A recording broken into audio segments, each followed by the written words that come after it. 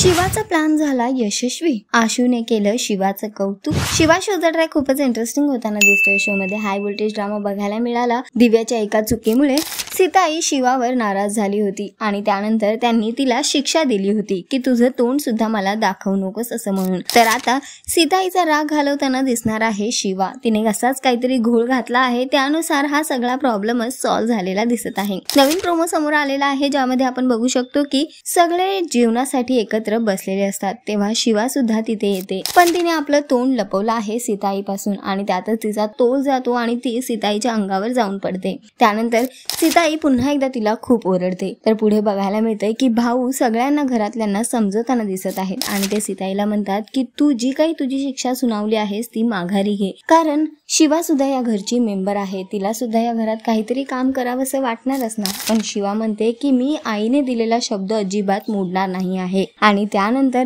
बघायला मिळते की शिवा आणि आशू रूम मध्ये आहेत आणि आशू शिवाचं कौतुक करत आहे। आशू म्हणतोय की आज तर तू बाजी मारलीस। आता बघणं महत्वाचं असणार आहे की सीताईने केलंय का शिवाला माफ आणि घेतली आहे का आपली शिक्षा माघारी। तुम्ही किती एक्साइटेड आहात येणाऱ्या एपिसोड साठी कॉमेंट करून नक्की सांगा आणि अशाच टेलिव्हिजन अपडेट्स साठी टेलिग्राफला लाईक शेअर सबस्क्राईब नक्की करा। नमस्कार।